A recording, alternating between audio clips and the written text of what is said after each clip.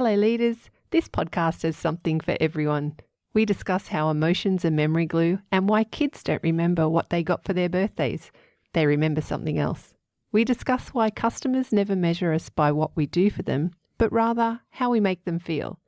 Bose gets a good mention on this podcast, so Bose, if you'd like to sponsor us. And Bollinger, we still haven't heard anything back from you. We also talk about why leaders who show appreciation create a passionate and connected team. Enjoy. Why did it count backwards? I know that we're now recording. What? Hello, Captain. What do I? Come fly with me. Let's fly, let's fly away. What are we going to talk about? I don't know. So, leadership, life, and everything else. Yeah. And we're live. No, we're recording. Somebody said to us just the other day, please keep doing that. I know. And you went, no. A big shout out to John. Thanks. Yeah, John, I'll keep doing it. It just starts the podcast off with a little bit of annoyance from Michelle. Not that that's my intent.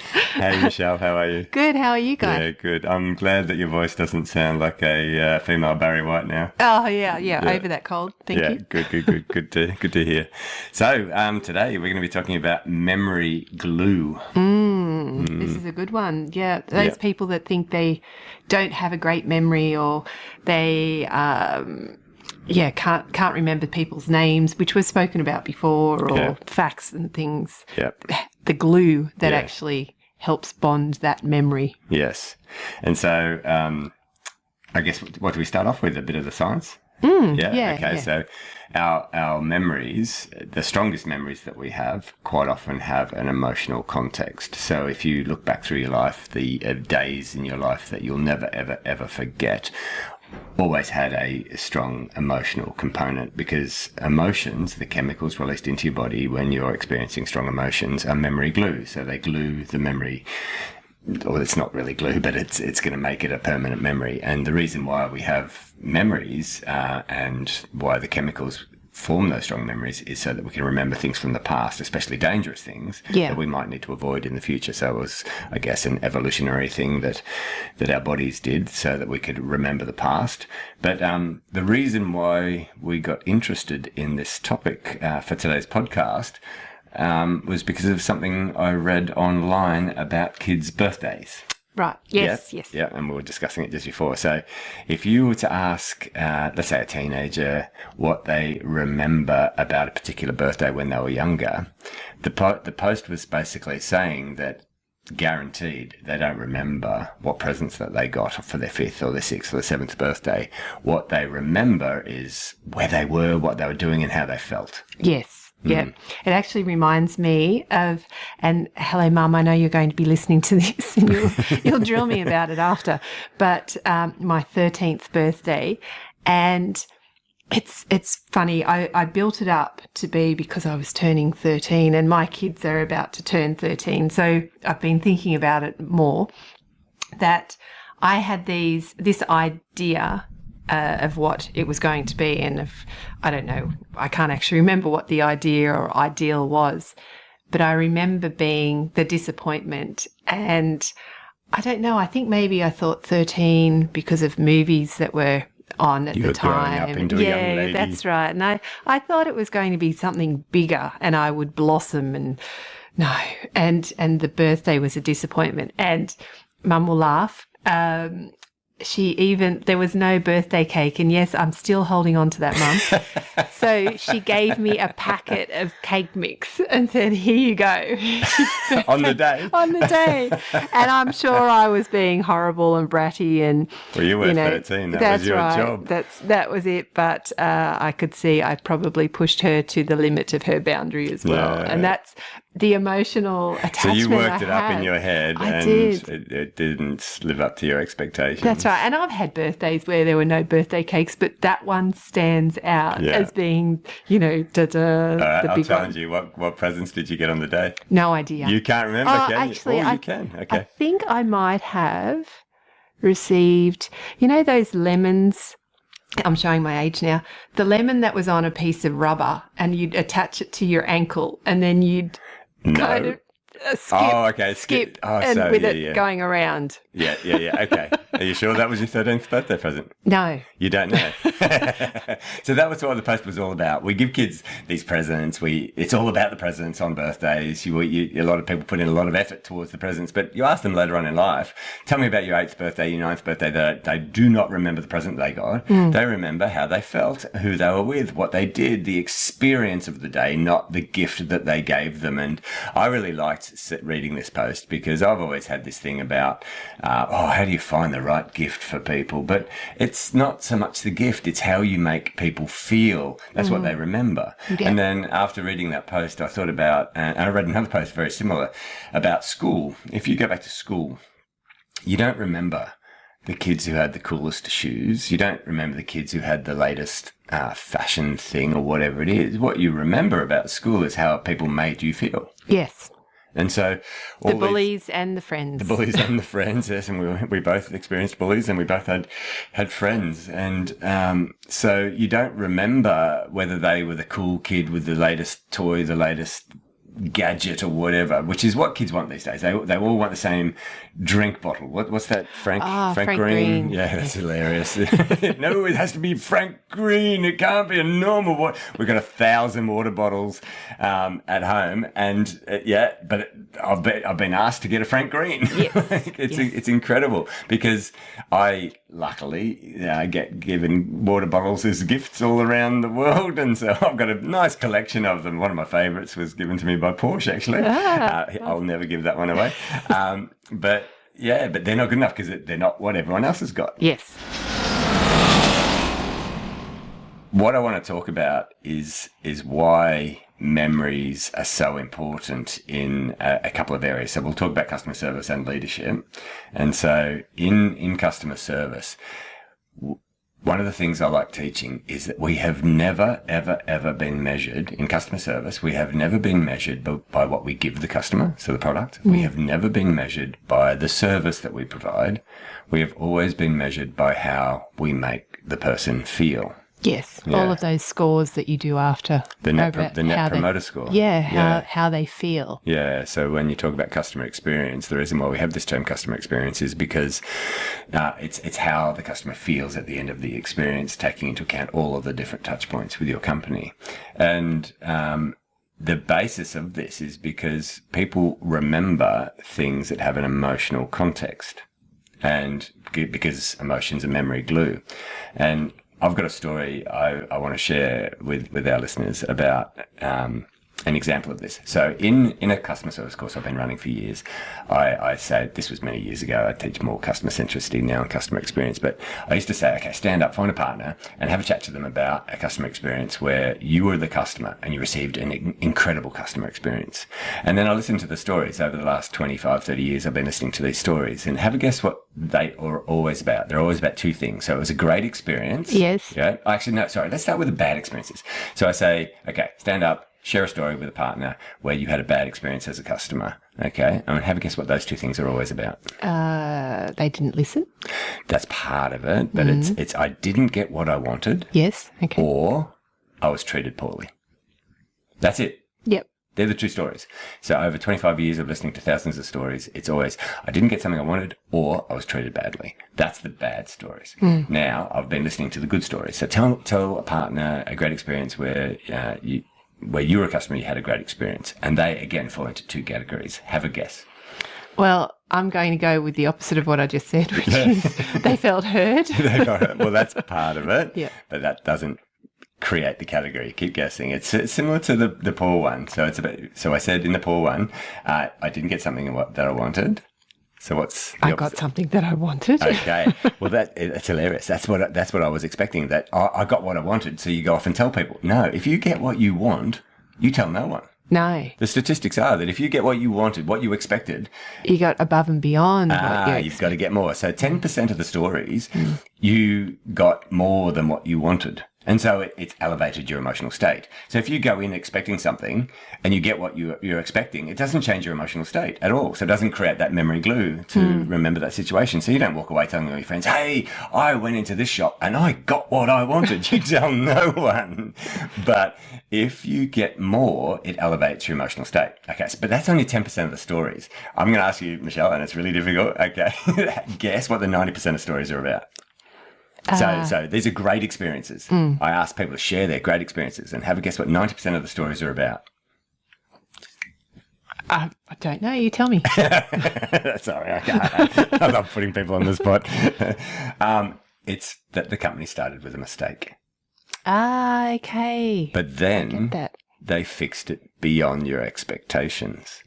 And the reason being is, and this goes back to the memory glue bit, when a company makes a mistake at the start, how would you feel?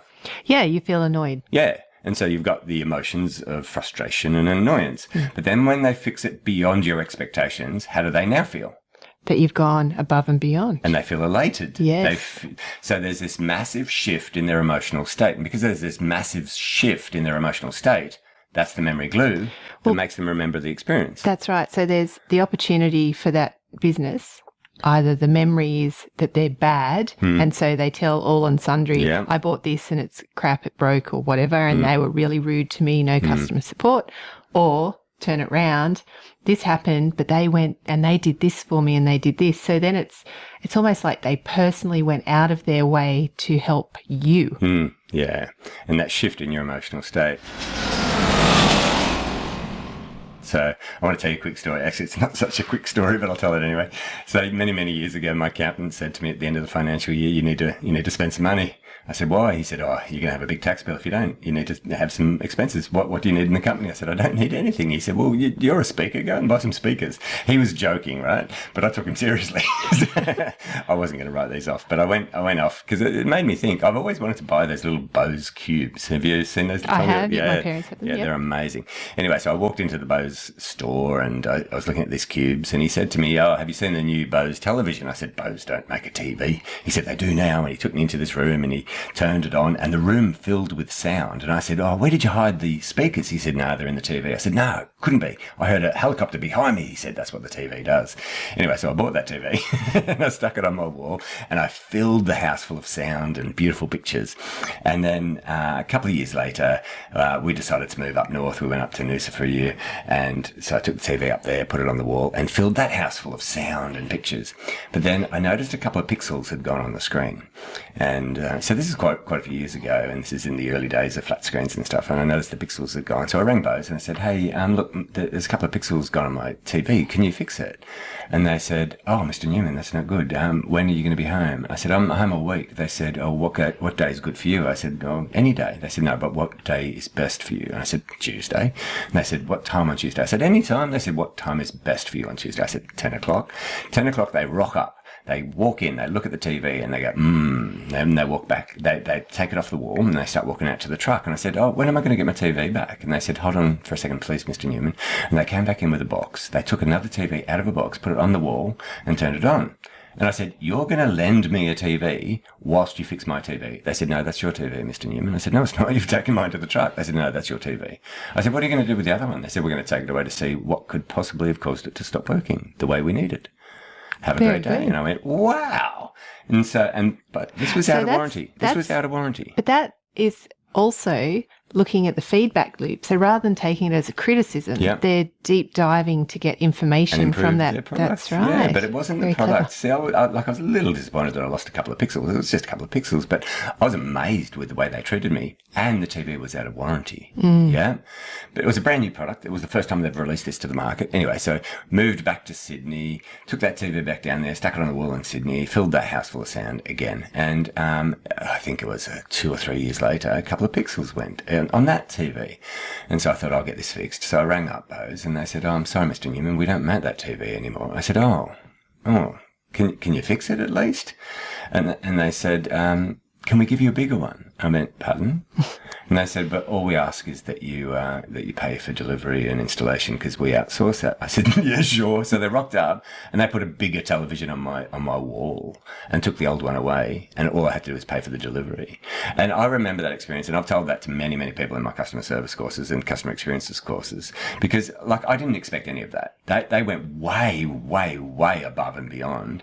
But it was a new product. They're trying to obviously get it out into the market. And so they changed the way I felt. And I remember that story. And I'll tell thousands of people. I'm telling them on the podcast now. Do you still have the television? No, regrettably I moved again and it was too big for the wall that on the place I moved into. So I did sell it and the person I sold it to was extremely delighted by it. And no doubt it's filling their house full of sound and pictures. And but yeah, that experience really sticks in my memory because of the way they made me feel. It was a mistake. They went above and beyond to fix it. Even if they didn't give me a new TV, just the way they treated me was extraordinary, and I'll remember that forever. Do you have any experiences like that? I have recently had an experience where I was gifted a spa day experience, and it was a treat. The kids weren't home, and so I blocked out half a day and went up there and was just excited that, I was indulging. And it didn't quite meet the mark of my expectation again. Okay. I don't want to lower my expectations, but what the product or the treatment was meant to be was a massage, a relaxation massage and hot stones for a certain amount of time, and then a facial for a certain amount of time. Mm-hmm. And I was anticipating, being so relaxed that I was drooling on both of them. I can picture I that. was really, really needing that. Anyway, the massage went for double the time allocated, which would have ordinarily been lovely. However, it was torture. So it wasn't a relaxing massage with the hot stones that you're expecting? No hot stones in sight. It would have been a relief, but it was quite vigorous and a strong, very strong torturous masseuse. By the sounds of it. Yes, she had muscles on her, but she was just like getting right in there, and I probably needed it, but I didn't enjoy it. Did you mention to her during the... I did. I repeated, please, just a little softer, and then going. I just, harnessed that, almost meditating, it'll be over soon. That's not the state you want to be in when you're having a relaxing massage. That's right. It's going to be finishing soon. And just kept going. And then because it had gone so long, my facial, was reduced to 20 minutes. Instead of 45. Instead of 45. Oh, wow. And the facial, I was just drifting off. It was beautiful. And she's like, okay, well, we've got to stop now because your facial went over, your massage went over time. I was like, no. Oh. So I got dressed and finished up, and I thought, oh, okay, I'm not going to say anything. I just won't come back. And it was only when I mentioned to the person that gave me the gift that it was a little Didn't different. live up to expectations. No, but very grateful for the gift. And so they said, well, say something. So I did. I went back up and said, look, it wasn't what it was advertised as. And the manager, rather than just dismissing me, she made an appointment to see me, to sit down with me, go through exactly getting my feedback on what my expectations were and how I felt, and asked what they could do to change that. And so they gifted me, or gave me, another opportunity to have that treatment as it should be, as what my expectation were. And it was amazing. Yeah, and so then I purchased a facial for my mum, and it's like, I'll recommend this place to people, and so a few people have actually gone there based on my recommendation about how great they were. And like you said, it was because of something that didn't quite go as it should have. There was the opportunity, and they exceeded my expectation. I was drooling in both. So very relaxing. And we often, I read a lot of Google reviews and things, and the nasty reviews, or the reviews that aren't positive about a business or an experience, the opportunity is there for the business being reviewed to respond. Now, those that respond with maybe attacking the reviewer, I side with the reviewer. It's like, okay, maybe there's truth to what this reviewer is saying, because everybody's perception is different. The businesses that respond to the review, acknowledging that they have actually not lived up to the reviewer's expectation, and then giving them an opportunity, an explanation, an opportunity to come in and to actually talk about it. And how can we fix this? Even if it's something quite terrible that's being reviewed, I consider that business, you know what? I'd give them a go. Yeah, because they're prepared to talk about any potential mistakes that they've made or improvements that they can make. You can have lunatics who make comments because they can make them. That's right. Anyone can comment these anonymously. Yes. But it's the memory glue that was created when they fixed it beyond your expectations. That's right. So Bose, like I've used Bose products, and I probably would go back and use Bose now based on what you just mentioned. Bose headphones right now. Bose, if you want to sponsor us, Bollinger still hasn't got in touch. We're waiting. Bollinger, where are you? France, but come on, it's not that far away. We have the internet. You can get in contact. Let us know. Come on, that first podcast that we did all those months ago, and we opened up a nice bottle of Bollinger and we gave them all that free advertising, and they still haven't reached out. I just can't believe it. So Bose, if you're listening, because we're listening to our podcast through Bose headphones. That's right. I flew with Bose headphones. Did you? When you were a pilot? Yeah. Okay. Great. Fantastic product. Yeah, noise cancelling and everything. Beautiful. All right, how do we tie this into leadership? How do we tie this memory glue into leadership? And what can leaders learn? Well, if they can invoke an emotion, if a leader can invoke an emotion within their team, now there's a chance here it can go either way. Yeah. So you are able to create a positive emotion, an emotion that the people in your team take personally. They can see that and they can feel it. So they have an association to whatever you've just done or said, and they can recall it. They can probably even recall, the seat they were sitting in, what they were wearing, maybe if there was food involved. But they are then more likely to take ownership and to follow. Yeah. I ask a lot of leaders this question. Go back in your history and think about leaders who have had a great impact on you.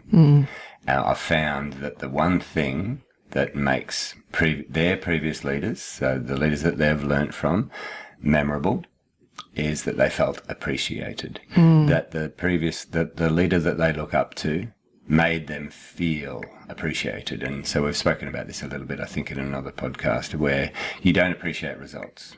You measure results, you celebrate results, but you show appreciation for effort. And one of the things leaders need to spend a lot more time doing is showing appreciation for effort, because when I do surveys, I do these 360-degree surveys where the leader is evaluated by their leader, their peers, and their team. And I always ask the leaders, how much appreciation do you show your team? And then they give themselves a rating out of 10. And then I ask their team, how appreciated do you feel? How much appreciation does your leader show you? And then I get a figure out of 10. And there's always a discrepancy of 2. So the team will always rate the leader 2 points lower than what they think. And so it's one of the biggest complaints people make when they leave an organisation. I didn't feel appreciated. So showing appreciation for people's efforts is one way to make them feel appreciated, obviously, but then develop that memory glue where you look back and you look at that leader and you think, yeah, I really looked up to that leader because of the way they made me feel. And the reason why they did that is they showed appreciation for effort. Yeah, I've discussed previously where when I was in an airline and change of management, CEO and then the business, and it was definitely the leader who came in recognised everybody's effort, but then did it in such a way that you wanted to contribute, you wanted to add. So it became part of your family almost, this business. They'd personified the business. And you wanted to go out of your way to help, to go the extra, to do, bad days, bad weather days, and going overtime, and, going into discretion, and they can ask. And if you're not feeling appreciated, then you're like, no, and you are legally entitled to say no and just to walk away. Stranding passengers, but you're within your rights. Wow. Whereas if you feel appreciated, and this is each person did that as well, but the overlying feeling and culture amongst the teams was from the top. You did go the extra mile, and you're like, of course I'll do that. Yeah. And Simon Sinek talks about that in one of his TED Talks. He talks about how if you create this culture of safety where people feel psychologically safe, and part of it is the appreciation and being connected to something, then the people will give you their blood, sweat and tears. But if they don't feel like that, why would they go above and beyond? Why would they go above and beyond for you if they don't feel safe, connected, part of a not a family, but a familial sort of atmosphere? Why would they go above and beyond? Well, I know people that say, I don't get paid enough, I don't get paid for that, that's not in my pay scale. And I kind of feel sorry for them. Do you know what they're actually saying? Because there's much research into pay. Once people get a fair and equitable salary, it's not a motivating factor. No. What becomes a motivating factor in a workplace, and I got this from Dan Pink, is autonomy, mastery, and purpose. So connecting to something bigger than your job, which is purpose, mastery, being able to improve, and autonomy, feeling like you've got some sort of control over what you do. And then obviously feeling appreciated would add into that factor. So yeah, when I hear people say, I don't get paid enough for that, what I'm hearing is, I get paid, but I don't feel good.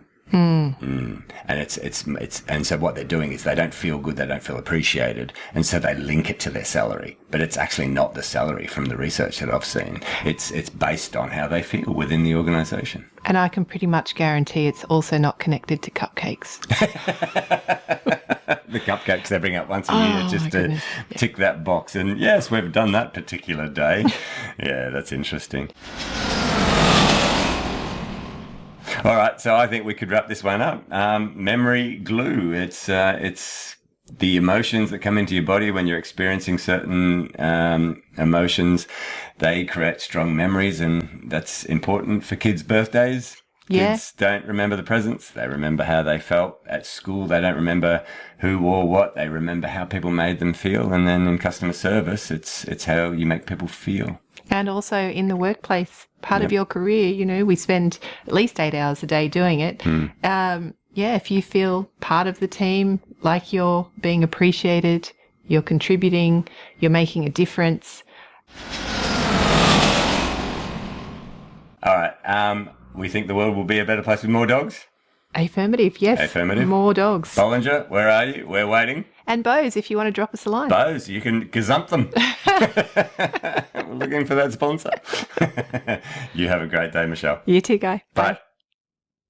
Well, that was fun. That was fun. You're such a clown. The clown. Lady Captain. There we go. And who's going to listen to this? Maybe our mums. Thanks, Mum.